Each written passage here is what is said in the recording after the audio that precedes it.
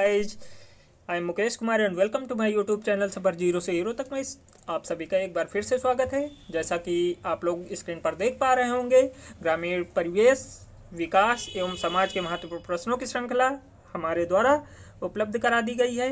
लेखपाल के सिलेबस के अकॉर्डिंग ही इस क्लास की रूपरेखा तय की गई है। जैसा कि आप सभी को पता होगा कि लेखपाल में हमारे ग्रामीण विकास से 25 क्वेश्चन आने हैं, यानी कि 25 क्वेश्चन आने हैं। उसी अनुसार सिलेबस का अनुकरण करते हुए हम लोग आगे बढ़ने का प्रयास करेंगे। जो भी एमसीक्यू हमारी श्रृंखला में शामिल किए गए हैं या हमारी आने वाली श्रृंखलाओं में शामिल किए जाएंगे, वो आपके लेखपाल एग्जाम के लिए एज ए संजीवनी साबित होने वाले हैं आप लोगों को। तो आप लोग समझ गए होंगे कि इन वीडियो में आप लोगों को क्या मिलने वाला है या आपके एग्ज़ाम के लिए क्या बेहतर कोशिश की जाने वाली है। तो आइए ज़्यादा हम लोग बातों को आगे न खींचते हुए सीधा क्वेश्चन के माध्यम से जुड़ने का प्रयास करते हैं। और हाँ, जिन लोगों ने अभी तक हमारे चैनल को सब्सक्राइब ना किया हो तो प्लीज़ आप लोग सब्सक्राइब कर लीजिएगा और ज़्यादा से ज़्यादा लोगों तक शेयर कर दीजिएगा। और जैसा कि मैं हमेशा आप लोगों से बोलता हूँ कि आप लोग वीडियो एंड तक देखिए। इसके बाद अगर आपको हमारा कंटेंट, हमारा वर्क आप लोगों को अच्छा लगता है या हमारी वीडियो आपको अच्छी लगती है तो प्लीज़ आप लोग अंत में लाइक कर दीजिएगा और जाते जाते बेल आइकन को प्रेस कर दीजिएगा। आइए सीधा क्वेश्चन से जुड़ते हैं। ये हम लोग क्वेश्चन नंबर 1 देखते हैं। क्वेश्चन नंबर 1 आपका क्या कह रहा है कि राष्ट्रीय ग्रामीण विकास संस्थान की स्थापना कहाँ पर हुई थी। तो आपको 4 ऑप्शन नीचे दिए गए हैं: लखनऊ, हैदराबाद, भोपाल, कानपुर। आपको इन 4 ऑप्शन में से एक को चूज करना है, यानी इसका आंसर आपको बताना है कि राष्ट्रीय ग्रामीण विकास संस्थान की स्थापना कहाँ पर हुई थी। तो आइए देखते हैं इसका आंसर क्या हो जाएगा आपका।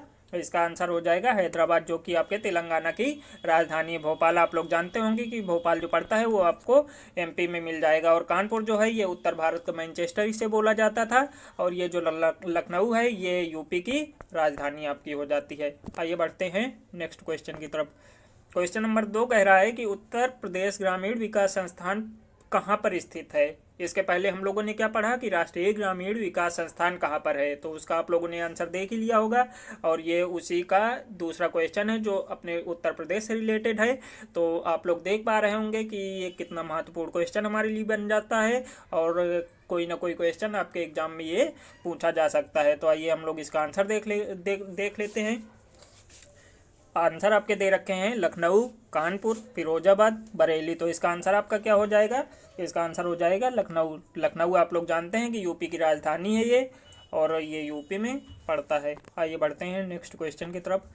क्वेश्चन नंबर 3 कह रहा है कि 74वें यानी 74वें संविधान संशोधन अधिनियम के तहत किस भाग को जोड़ा गया था। काफ़ी महत्वपूर्ण क्वेश्चन है और इस तरह के क्वेश्चन आपके आने वाले एग्जाम में देखने को आपको मिल सकते हैं। आइए देखते हैं। 4 ऑप्शन दिए गए हैं: भाग 10, भाग 9, भाग 9A, भाग 9B। तो आपको बताना है इसका आंसर। इसका आंसर आपका हो जाएगा भाग 9A। अगर मैं इसका थोड़ा सा एक्सप्लेनेशन करना चाहूँ तो ये जो 74वां संविधान संशोधन आपका हुआ था वो 1992 में हुआ था। ये आपसे पूछा जा सकता है कि कब हुआ था और ये जोड़ा किस में गया था, यानी भाग 9A में जोड़ा गया था। और ये रिलेटेड किससे है? ये नगर पालिकाओं से रिलेटेड है। और ये नगर पालिकाएँ जो है ये आपके किस अनुसूची में रखी गई हैं? तो ये अनुसूची आपकी हो जाएगी 12। आप लोग इसे ध्यान से सुन लीजिएगा और कॉपी पेन उठाइए और अच्छे से नोट कर लीजिएगा, ताकि जो भी आने वाला आपका एग्जाम है लेखपाल का तो उसमें से ये क्वेश्चन गलत होने की संभावना जो है वो बिल्कुल ना के बराबर हो जाए। आइए बढ़ते हैं नेक्स्ट क्वेश्चन की तरफ। क्वेश्चन नंबर 4 कह रहा है, काफ़ी अच्छा क्वेश्चन है, हरित क्रांति का प्रभाव सबसे ज़्यादा किन फसलों पर पड़ा था। आप लोग हरित क्रांति के बारे में पहले पढ़ चुके होंगे तो वही क्वेश्चन आपसे रिपीटेड पूछ रहा है। फसलें दे रखी हैं कि गेहूँ चावल, सरसों धान, मटर गेहूँ, चावल मटर, यानी किस फसल पर हमारी हरित क्रांति जब आई थी तो उसका सबसे ज़्यादा जो प्रभाव हुआ था तो वो हमारी किन फसलों पर हुआ था। आइए इसका आंसर देखते हैं हम लोग। इसका आंसर हो जाएगा गेहूं और चावल। आप लोगों से इसमें 2 क्वेश्चन बन जाएंगे। पूछा जा सकता है कि भारत में हरित क्रांति के जनक कौन थे, तो आपको क्या बताना है उसका answer? Doctor MS Swaminathan. Doctor MS Swaminathan. और विश्व स्तर पर अगर पूछा जाए तो उसका क्या हो जाएगा? Norman Borlaug. बोरलाग। तो इसको अच्छे से नोट कर लीजिएगा, आपका काफ़ी अच्छा क्वेश्चन है और आने वाली परीक्षा जो भी है उसके लिए काफ़ी महत्वपूर्ण क्वेश्चन है। तो आइए बढ़ते हैं नेक्स्ट क्वेश्चन की तरफ। क्वेश्चन नंबर 5 आपका क्या कह रहा है कि कृषि लागत व मूल्य आयोग कहाँ स्थित है। ये थोड़ा सा ऐड कर लीजिए, लागत हो जाएगा यहाँ पे। इसके बाद 4 ऑप्शन आपके दे रखे हैं, लखनऊ, कलकत्ता, दिल्ली और बिहार। तो आपको इसका आंसर बताना है कि जो कृषि लागत व मूल्य आयोग है तो उसकी स्थिति कहाँ पर है, यानी वो कहाँ पर स्थित है। तो इसका आंसर आपका क्या हो जाएगा, इसका आंसर हो जाएगा दिल्ली। अगर इसके गठन की बात हम लोग करते हैं तो इसका गठन जो हुआ था वो 8 जनवरी 1965 को हुआ था। काफ़ी महत्वपूर्ण क्वेश्चन है, आप लोग इन्हें नोट करते जाइएगा और अपनी एक डायरी में इन्हें एक जगह स्थित रखिए, क्योंकि जब भी आपका एग्जाम आएगा तो आप डायरी उठा करके सीधा सीधा ये क्वेश्चन पढ़ सकते हैं। क्वेश्चन नंबर 6 को आप क्वेश्चन देखकर इसका अंदाज़ा लगा सकते हैं कि ये हमारी जो आने वाली परीक्षा लेखपाल एग्जाम होगी तो उसके लिए कितना महत्वपूर्ण क्वेश्चन है। आपके इस क्वेश्चन से आपको 3 क्वेश्चन मिल जाएंगे, तो आप ये समझ लीजिए कि ये क्वेश्चन आपके लिए कितना महत्वपूर्ण साबित होने वाला है। आइए देखते हैं कि 1 हेक्टेयर में कितने एकड़ होते हैं। ऑप्शन क्या क्या है आपको दे रखे हैं, 2.47 एकड़, 3.47 एकड़, 4.47 एकड़, 1.47 एकड़। अगर हिंदी में इन्हें बोलना चाहूँ कि 2.47 एकड़ हो जाएगा, 3.47 एकड़ हो जाएगा, 4.47 एकड़ हो जाएगा या 1.47 एकड़ हो जाएगा। तो इसका आंसर आपका क्या हो जाएगा, 2.47 एकड़। अब इसमें से हम लोग क्वेश्चन निकालने की कोशिश करते हैं। एक क्वेश्चन आपसे पूछा जा सकता है कि जो 1 हेक्टेयर आपका होता है वो कितने वर्ग मीटर के बराबर होता है। तो उसका आंसर आपका क्या हो जाएगा, 10,000 वर्ग मीटर। और इसी में एक क्वेश्चन बीघा के रूप में पूछा जा सकता है कि जो 1 हेक्टेयर होता है वो कितने पक्के बीघे के बराबर होता है। यानी जो 1 हेक्टेयर होता है उसको अगर बीघा के रूप में देखते हैं हम लोग तो पक्का बीघा इसका जो हो जाएगा 3.95 पक्का बीघा हो जाएगा। काफ़ी अच्छा क्वेश्चन है, इसे आप लोग नोट कर लीजिएगा। ये देखते हैं अगले क्वेश्चन की तरफ बढ़ते हैं। क्वेश्चन नंबर 7 है कि भारत में प्रति व्यक्ति दुग्ध उपलब्धता कितनी है। काफ़ी अच्छा क्वेश्चन है। एक्चुअली ये हिंदी में टाइप हो गया है तो मैं इसको इंग्लिश में लिखे दे रहा हूँ। 320 ग्राम, इसके बाद 220 ग्राम, 2 ग्राम यानी 202 ग्राम, इसके बाद 302 ग्राम। तो आपको इनमें से एक ऑप्शन चूज करना है। इसका आंसर क्या हो जाएगा आपका, 322 ग्राम। यानी जो हमारा भारत है वो पहले दुग्ध उत्पादन में इतना ज़्यादा सक्षम नहीं था, लेकिन आज के समय में जो आवश्यकता है आपकी, जो अगर पूछा जाए आपसे एग्जाम में कि जो न्यूनतम आवश्यकता प्रति व्यक्ति जो होनी चाहिए तो वो कितनी है, तो आप उसका आंसर क्या टिक करेंगे, 220 ग्राम। और इस समय भारत की जो यानी कि जो उत्पादन क्षमता हो रही है तो वो आपकी कितनी हो गई है, 322 ग्राम प्रति व्यक्ति के हिसाब से हो गई है। आइए बढ़ते हैं नेक्स्ट क्वेश्चन की तरफ। क्वेश्चन नंबर 8 है, काफ़ी अच्छा क्वेश्चन है कि भारत में प्रथम बार कृषि संगणना किस वर्ष हुई थी। तो आपको इसका आंसर बताना है। 4 ऑप्शन नीचे दिए गए हैं, 1990, 1980, 1970, 1960। तो इसका आंसर आपका क्या हो जाएगा, 1970। तो आइए बढ़ते हैं नेक्स्ट क्वेश्चन की तरफ।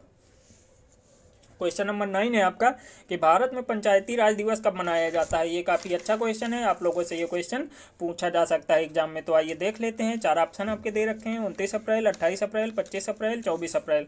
तो इसका आंसर आपका क्या हो जाएगा, 24 अप्रैल।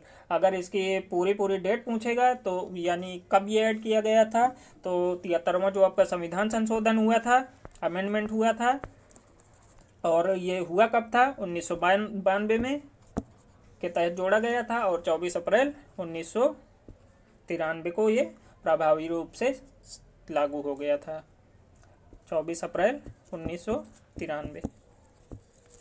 तो आप लोग डेट अच्छे से याद रखिएगा, मैंने इसका पूरा एक्सप्लेनेशन दे दिया है। आइए बढ़ते हैं नेक्स्ट क्वेश्चन की तरफ। क्वेश्चन नंबर 10 कह रहा है कि भारत में प्रथम नगर निगम की स्थापना कहाँ की गई थी। काफ़ी अच्छा क्वेश्चन है और आपसे एग्जाम में ये क्वेश्चन पूछा जा सकता है। तो 4 ऑप्शन आप लोगों को दे रखे हैं, कलकत्ता, मद्रास, महाराष्ट्र और उत्तर प्रदेश। तो इसका आंसर आपका क्या हो जाएगा, मद्रास। मद्रास जो है इसका जो वर्तमान नाम है वो चेन्नई है। तो आप लोग इसे याद रखिएगा। आइए बढ़ते हैं नेक्स्ट क्वेश्चन की तरफ। क्वेश्चन नंबर 11 है, भारत में कृषक दिवस किसके जन्मदिन के रूप में मनाया जाता है? काफ़ी अच्छा क्वेश्चन है। 4 ऑप्शन आपके दे रखे हैं, चौधरी चरण सिंह, अटल बिहारी वाजपेयी, मनमोहन सिंह, अब्दुल कलाम। तो इसका आंसर आपका क्या हो जाएगा? चौधरी चरण सिंह। अच्छा, इनका जो जन्म हुआ था वो 23 दिसंबर को हुआ था। तो 23 दिसंबर जो आपका होता है वो कृषक दिवस के रूप में मनाया जाता है। और किसके उपलक्ष्य में मनाया जाता है? तो चौधरी चरण सिंह के जन्म दिवस के उपलक्ष्य में कृषक दिवस मनाया जाता है। आइए बढ़ते हैं नेक्स्ट क्वेश्चन की तरफ। क्वेश्चन नंबर 12 है, सदाबहार क्रांति के नाम से किसे जाना जाता है? नीचे आपके 4 ऑप्शन दे रखे हैं, गोल क्रांति, हरित क्रांति, गुलाबी क्रांति, इंद्रधनुष क्रांति। तो आपको इनमें से एक ऑप्शन चूज करना है। इसका आंसर क्या हो जाएगा आपका? सदाबहार क्रांति के नाम से इंद्रधनुष क्रांति जो थी वो माननीय अटल बिहारी वाजपेयी जी के द्वारा सन 2000 में राष्ट्रीय कृषि नीति के रूप में इसे लाया गया था। तब से इसे सदाबहार क्रांति के नाम से जाना जाता है। और अगर बताना चाहूँ, ये गोल क्रांति जो है तो ये आलू उत्पादन से आपकी हो जाएगी। हरित क्रांति आप लोगों को पता है कि और इसके बाद ये जो गुलाबी क्रांति है, गुलाबी क्रांति आपकी झींगा उत्पादन से है। आइए बढ़ते हैं नेक्स्ट क्वेश्चन की तरफ। क्वेश्चन नंबर 13 है, यानी 13, राष्ट्रीय ग्रामीण स्वास्थ्य मिशन योजना का शुभारंभ कब हुआ था? काफ़ी अच्छा क्वेश्चन है और आपसे निश्चित रूप से ये एग्जाम में पूछा जाने वाला क्वेश्चन है। तो आइए इसका आंसर देख लेते हैं हम लोग। नीचे 4 ऑप्शन आपके दे रखे हैं, 15 अप्रैल 2005, 12 अप्रैल 2005, 13 अप्रैल 2004, 16 अप्रैल 2004। तो इसका आंसर आपका क्या हो जाएगा? 12 अप्रैल 2005। आइए बढ़ते हैं नेक्स्ट क्वेश्चन की तरफ।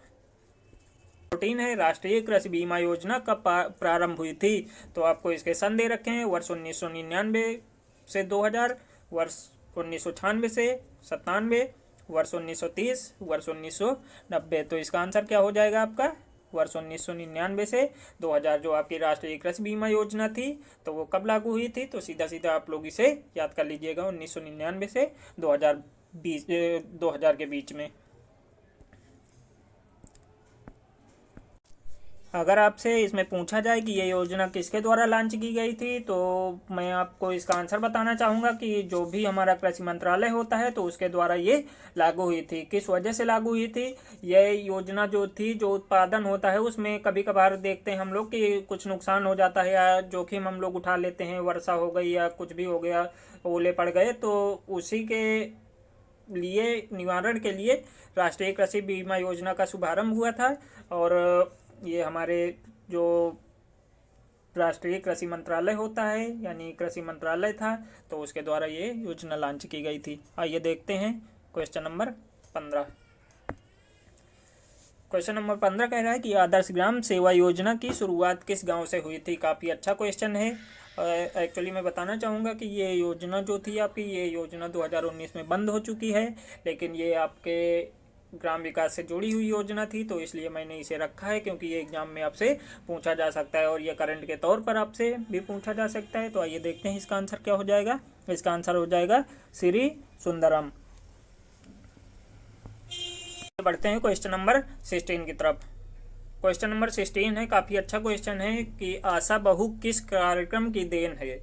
यानी जो आप लोगों ने देखा होगा कि गांव में एक आशा बहू के रूप में जो मेडिकल से रिलेट करती हैं और जब किसी महिला की डिलीवरी होती है तो एम्बुलेंस के द्वारा वो उन्हें अस्पताल पहुंचाने का काम करती हैं और गांव में जो भी टीकाकरण वगैरह होता है तो उनमें वो बढ़ चढ़ कर हिस्सा लेती हैं और गांव के नागरिकों को वो स्वास्थ्य सुविधाओं के बारे में जो भी जानकारियाँ होती हैं वो उपलब्ध कराने की कोशिश करती हैं। तो आइए देखते हैं इसका आंसर। 4 ऑप्शन दिए गए हैं, राष्ट्रीय परिवार नियोजन कार्यक्रम, ग्रामीण स्वास्थ्य योजना, राष्ट्रीय ग्रामीण स्वास्थ्य मिशन और इनमें से कोई नहीं। तो इसका आंसर आपका क्या हो जाएगा?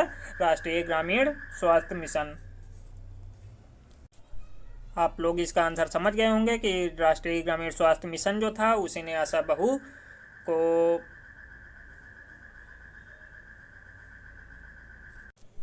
बहू को नियुक्त करने का कार्य किया था। आइए बढ़ते हैं क्वेश्चन नंबर 17 की तरफ। क्वेश्चन नंबर 17 आपका है कि रैयतवाड़ी व्यवस्था कब बनाई गई थी। काफ़ी अच्छा क्वेश्चन है, इसे मोस्ट इंपॉर्टेंट क्वेश्चन कह सकते हैं। तो आइए देखते हैं कि जो रैयतवाड़ी व्यवस्था थी वो कब बनाई गई थी। तो इसका आंसर आपका क्या हो जाएगा। 4 ऑप्शन आपको दिए गए हैं, 1792, 1793, 1794, 1795। तो इसका आंसर आपको बताना है। तो इसका आंसर आपका क्या हो जाएगा, 1792। आइए पढ़ते हैं नेक्स्ट क्वेश्चन की तरफ। इसी में एक क्वेश्चन और बन जाता है। क्वेश्चन नंबर 18 है, रैयतवाड़ी व्यवस्था किसके द्वारा बनाई गई थी। यानी आपको बताना है कि जो रैयतवाड़ी व्यवस्था थी वो किसके द्वारा बनाई गई थी। 4 ऑप्शन आपको दिए गए हैं, captain Alexander read, Lord Dalhousie, Warren Hastings, Lord Wavell. तो इसका आंसर आपका क्या हो जाएगा, कैप्टन रीड के द्वारा रैयतवाड़ी व्यवस्था जो थी वो बनाई गई थी। आइए देखते हैं आगे। क्वेश्चन नंबर 19 है कि रैयतवाड़ी व्यवस्था किसके द्वारा लागू की गई थी। देखिए इसमें रैयतवाड़ी व्यवस्था से काफ़ी अच्छी क्वेश्चन बनते हैं। तो यहाँ पे आप लोग देख रहे होंगे कि हम लोग 2 क्वेश्चन कवर कर चुके हैं और ये आप लोगों के सामने तीसरा क्वेश्चन है। तो आइए देखते हैं। आपसे वो पिछले क्वेश्चन में पूछा गया था कि रैयतवाड़ी व्यवस्था जो थी वो किसके द्वारा बनाई गई थी, और यहाँ पे क्वेश्चन पूछा जा रहा है कि रैयतवाड़ी व्यवस्था जो थी वो किसके द्वारा लागू की गई थी। तो आपको यहाँ पे चूज करना है कि ऑप्शन दे रखे हैं, Alexander Cunningham, Rakhaldas Banerjee, Mahatma Gandhi, Thomas Munro. तो इसका ऑप्शन क्या हो जाएगा, थॉमस मुनरो। तो आप लोग तीनों क्वेश्चन को अच्छे से पढ़ लीजिएगा, क्योंकि आने वाले जो भी आपके लेखपाल के एग्जाम है उसके क्वेश्चन पेपर में आपको ये क्वेश्चन देखने को मिल सकते हैं। आइए बढ़ते हैं नेक्स्ट क्वेश्चन की तरफ। क्वेश्चन नंबर 20 है, कह रहा है राष्ट्रीय डेयरी अनुसंधान कहाँ स्थित है। 4 ऑप्शन आपको दे रखे हैं, कानपुर, बरेली, हरियाणा और गुजरात। ये क्वेश्चन कई बार कई पेपरों में रिपीट भी हो चुका है। तो आइए इसे देख लेते हैं, क्योंकि ये ग्राम विकास से रिलेट करता हुआ क्वेश्चन है। तो इसका आंसर आपका क्या हो जाएगा, हरियाणा। हरियाणा के करनाल एक जगह है, वहीं पे इसका जो राष्ट्रीय डेयरी अनुसंधान है वो स्थित है। आइए बढ़ते हैं नेक्स्ट क्वेश्चन की तरफ। देखिए अभी हमने रैयतवाड़ी पढ़ा, इसके बाद ये महालवाड़ी जो व्यवस्था आपकी थी तो उसका ये क्वेश्चन हम लोग ऐड किए हैं ताकि आप लोगों को ज़रा भी दिक्कत का सामना ना करना पड़े और आपको जो भी क्वेश्चन उपलब्ध कराए जाएं वो एक श्रृंखला के रूप में उपलब्ध कराए जाएं, यानी सारे क्वेश्चनों का निचोड़ आपके सामने रखा जाए, जिससे कि आप लोगों की सफलता की दर ज़्यादा से ज़्यादा हो सके। आइए देखते हैं, महालवाड़ी व्यवस्था किसके शासनकाल में विस्तृत रूप से लागू की गई थी। तो बताना है, थॉमस मुनरो के, लॉर्ड विलियम बेंटिक के, लॉर्ड कॉर्नवालिस के या डलहौजी के। तो इसका आंसर क्या हो जाएगा आपका, लॉर्ड विलियम बेंटिक। यानी जो विस्तृत रूप था इसके पहले ये लागू कर दी गई थी, लेकिन इसका दोबारा से उन्होंने अमेंडमेंट किए, यानी उसमें कुछ सुधार किए गए। इसके बाद विस्तृत रूप से लागू किया था हमारे लॉर्ड विलियम बेंटिक ने। आइए हम लोग अगले क्वेश्चन में देखेंगे कि महालवाड़ी जो व्यवस्था थी वो किसके शासनकाल में यानी किसके द्वारा शुरू की गई थी या इसके जन्मदाता कौन थे। आइए देखते हैं क्वेश्चन नंबर 22। यहाँ पे बोला गया है महालवाड़ी व्यवस्था किसके द्वारा सर्वप्रथम लागू की गई थी। जैसा हम लोगों ने देखा कि वहाँ पे विस्तृत रूप से लागू करने की बात की गई है और यहाँ पे सर्वप्रथम किसने लागू किया है आपसे वो पूछा गया है। तो इसका आंसर आपका क्या हो जाएगा, लॉर्ड हेस्टिंग्स। आप लोग दोनों क्वेश्चन को अच्छे से नोट कर लीजिएगा और कंफ्यूज मत होइएगा। क्वेश्चन नंबर 23 है, ये भी महालवाड़ी से रिलेटेड है और इसका आपसे सन पूछा गया है कि महालवाड़ी व्यवस्था किस सन में लागू की गई थी। तो आपको इसका आंसर बताना है। 4 ऑप्शन आपको दिए गए हैं, 1823, 1822, 1824, 1825। तो इसका आंसर आपका क्या हो जाएगा, 1822। आइए बढ़ते हैं नेक्स्ट क्वेश्चन की तरफ। क्वेश्चन नंबर 24 है कि मत्स्य पालन को कृषि का दर्जा कब दिया गया था। आपसे पूछा गया है कि मत्स्य पालन को, यानी जो मछली पालन आपकी होती है उसे कृषि के रूप में, यानी कृषि के दर्जा के रूप में कब शामिल किया गया था। ऑप्शन आपके 4 दे रखे हैं, 2015, 2016, 2017, 2018। तो आंसर इसका बताना चाहूँगा कि जो आपका 2015 है ये आपका राइट आंसर हो जाएगा। और इसकी अगर डेट पूछी जाए तो 24 जून 2015। आप इसे अच्छे से नोट कर लीजिएगा। आइए बढ़ते हैं नेक्स्ट क्वेश्चन की तरफ। यहाँ पे बोल रहा है कि पंचायतों का अवधिकाल क्या होता है। यानी जो हमारे ग्राम सभा से निर्वाचित होते हैं पंचायत सदस्य, तो उनका निर्वाचन काल कितने समय तक के लिए होता है। तो आइए देखते हैं इसका आंसर हो जाएगा 5 वर्ष। जैसा कि आप लोगों ने देखा कि हम लोगों ने इस सीरीज में 25 क्वेश्चनों को कवर किया है, और इसके बाद हम लोग जो अगली सीरीज अपनी लेके आएंगे उसमें भी 25 क्वेश्चन शामिल करेंगे। यानी कि ये जो हमारी सीरीज चलने वाली है ये अल्टरनेट करके आपके एग्ज़ाम तक आपको कम से कम 1000 क्वेश्चन उपलब्ध कराने की भरपूर भरसक कोशिश करेगी अपनी। और आपकी सफलता के लिए जितना भी प्रयास करना चाहिए हमें, हम उतना प्रयास आप लोगों के लिए करते रहेंगे और ज़्यादा से ज़्यादा महत्वपूर्ण क्वेश्चन आप लोगों के लिए लाते रहेंगे। तो जाने से पहले आप लोगों से बोलना चाहूँगा कि अगर वीडियो आप लोगों को अच्छी लगी हो तो प्लीज़ लाइक कर दीजिएगा, और जिन लोगों ने अभी तक सब्सक्राइब ना किया हो तो प्लीज़ सब्सक्राइब कर दीजिएगा और ज़्यादा से ज़्यादा लोगों तक शेयर कर दीजिएगा। Thanks for watching. मिलते हैं नई वीडियो के साथ में और नई सोच के साथ में, नई ऊर्जा के साथ में। तब तक के लिए आप सभी से विदाई लेना चाहूँगा। Bye bye guys.